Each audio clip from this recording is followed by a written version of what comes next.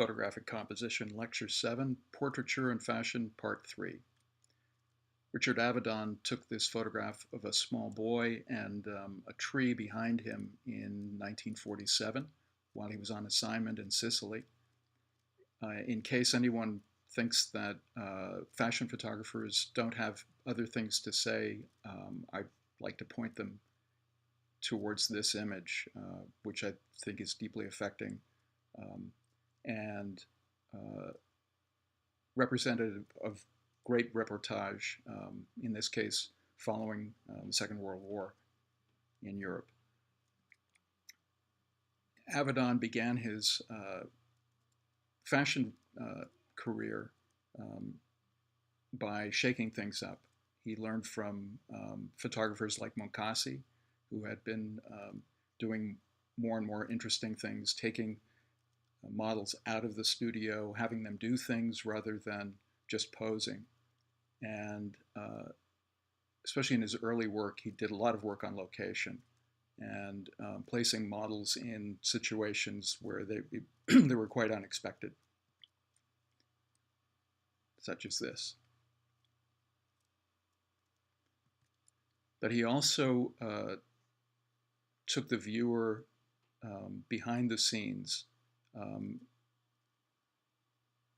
in this case, in a very opulent space, in what appears to be an unguarded moment, but I'm sure was heavily staged. We see someone examining themselves in a mirror, but wearing very high style fashion. Not that Avedon totally abandoned the studio, he didn't. He spent a lot of time photographing there, where the focus was entirely on the models, the actors who were in front of the camera.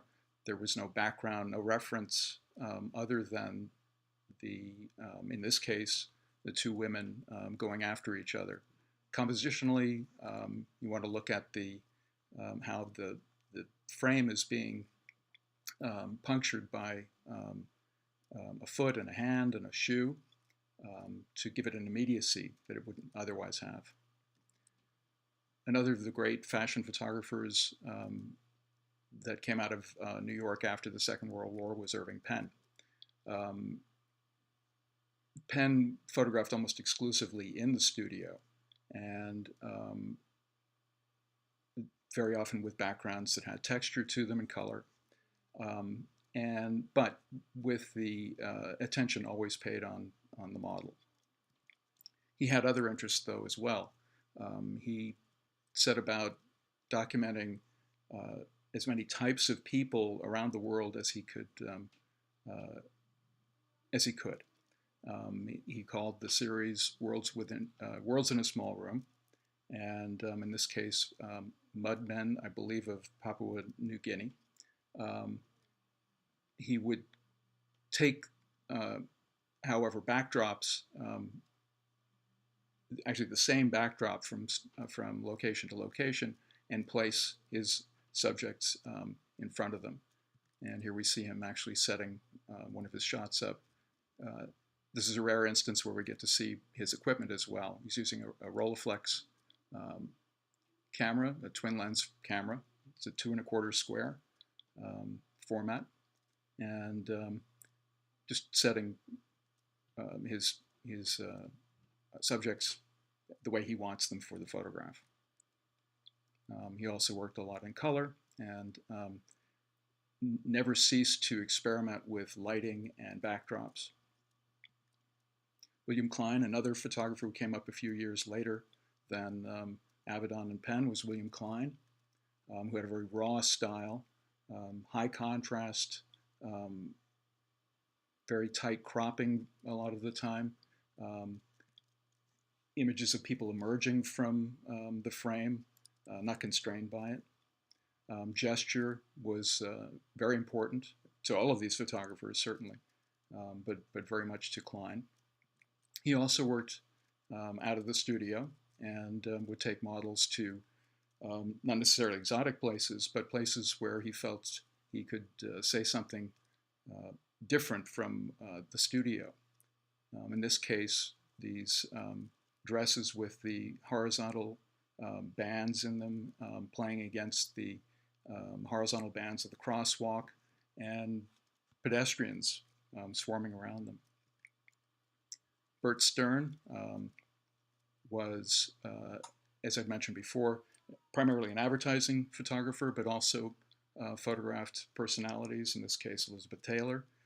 And rather than embellishing in any way, it's a very simple portrait with kind of a tripod created by her arms and her torso. And that's enough to make a powerful image. Gordon Parks, another photojournalist primarily, but also someone who did fashion, and took what he learned about photojournalism to his fashion assignments. So a lot of his fashion work looks like reportage. William Claxton was primarily a jazz photographer. He photographed all of the great jazz musicians of the 40s, 50s, 60s, 70s, and on. This is his wife, Peggy Moffat, who was a sensation as a model in the 60s. And very colorful, very simple lighting, and a completely plain background with just a little bit of gradation to it. Helmut Newton was a provocative photographer who was also a photojournalist, but had very specific ideas about how to photograph fashion. In this case, just 4 women walking towards the camera. This is more typical of a lot of the work that Newton did, where he took models in various kinds of strange undress or completely undressed, and setting up a dialogue, some kind of story. Here we have what could be a dead person in the background, but a lot left up to the imagination. Herb Ritts was a photographer who started working in the mid-70s and developed into a highly sought-after fashion photographer for his very bold compositions, such as this.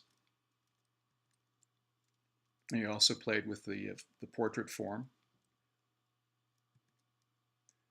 And he collaborated with Cindy Crawford a great deal. She was something of a muse to him. And here, just a high-style dress at the seashore. Keeping it very simple, but with an eye towards the composition that he was creating. This image by Renee Wellington, is on location in front of the Vienna Parliament. It's been lit specifically for the model, and at the same time allowed the background to be exposed independent of the model. Mario Testino is one of the better known photographers working today, and also takes models into the environment, and rather than just sticking to the studio, but he also works in the studio quite a bit with personalities. And very often when shooting these personalities, they're wearing some form of fashion. Getting people to relax in front of the camera is often a chore, and most photographers find ways of getting people to loosen up, and sometimes the loosening up pictures end up being the winners. An example of a portrait and a wider shot. Again, very simple, very gestural on both the tighter shot and the wider shot. Plain background, just a hint of lighting in the background. And some photographers, some art directors like to play around with the images that they create in Photoshop. In this case, it's Lady Gaga with 3 heads. As I've mentioned, a number of photographers are continuing to photograph largely in the streets. And this particular image by a photographer named Alec shows a couple of gentlemen in very current-looking suits, jackets, in a London street, and the background and the subjects aren't necessarily in the same place at the same time, but have been blended, more than likely been blended together later on. We also see a bus going by in the background. But even with fashion, it's really all going to come back down to the face and what happens with it. That's where the viewer's empathy is going to lie, and it's where the power of most images is going to be. Here, extremely simple, a plain background, dead white, and very simple light, but very flattering at the same time, and a very direct gaze from the subject. There are things that one might do that later on the photographer may regret, and it's important to pay attention to that. This is something that I think the photographer may have to live down, as is this, not to mention the designers involved. And yeah, animals end up being the focus of some photography as well, under duress.